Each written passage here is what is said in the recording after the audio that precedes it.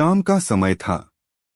यमुना नदी के किनारे हल्की ठंडी हवा बह रही थी। वहीं पत्थर पर बैठा था अर्जुन, एक साधारण युवक जिसके चेहरे पर थकान और आंखों में सवाल थे। जीवन में सब कुछ था, फिर भी मन खाली लगता था। नौकरी का तनाव, परिवार की जिम्मेदारियां और भविष्य की चिंता उसे भीतर से तोड़ रही थी। तभी कहीं दूर से बांसुरी की मधुर धुन सुनाई दी। अर्जुन ने आंखें बंद कर लीं। उस धुन में उसे एक नाम सुनाई दिया, श्री कृष्ण। उसे याद आया कि कृष्ण का जन्म मथुरा की अंधेरी जेल में हुआ था। चारों ओर भय था, कंस का आतंक था, लेकिन उसी अंधकार में ईश्वर ने जन्म लिया।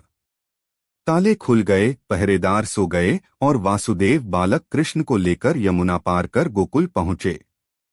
अर्जुन ने सोचा, अगर भगवान भी कठिनाइयों में जन्म ले सकते हैं तो मेरे दुख भी मुझे तोड़ नहीं सकते। गोकुल में कृष्ण भगवान नहीं, एक ग्वाले के बेटे थे।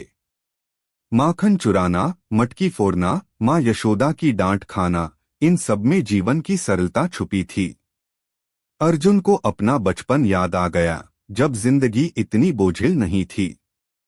फिर उसे पूतना की कथा याद आई। बाहर से ममता, भीतर से जहर। कृष्ण ने सिखाया कि बुराई चाहे कितनी भी सुंदर क्यों न दिखे, उसका अंत निश्चित है। अर्जुन को अपने जीवन के कुछ रिश्ते समझ में आने लगे।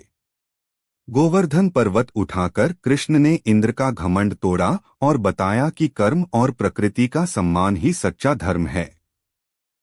अर्जुन ने महसूस किया कि डर की वजह से वह कई सही फैसले टाल रहा था। कुरुक्षेत्र में अर्जुन युद्ध से घबरा गया था। तब कृष्ण ने कहा था, कर्म से भागना सबसे बड़ा पाप है। अपना कर्तव्य निभाओ और फल ईश्वर पर छोड़ दो। यह वाक्य यमुना किनारे बैठे अर्जुन के हृदय में उतर गया। उसे समझ आ गया कि समस्या संघर्ष नहीं, डर है। बांसुरी की धुन थम गई। अर्जुन उठ खड़ा हुआ। अब उसके मन में शांति थी। वह जान गया था, श्री कृष्ण कोई कथा नहीं, बल्कि जीवन को सही तरह से जीने की सीख है। जो हुआ अच्छा हुआ, जो हो रहा है वह भी अच्छा है, और जो होगा वह भी अच्छा ही होगा, क्योंकि कृष्ण जीवन का सत्य है।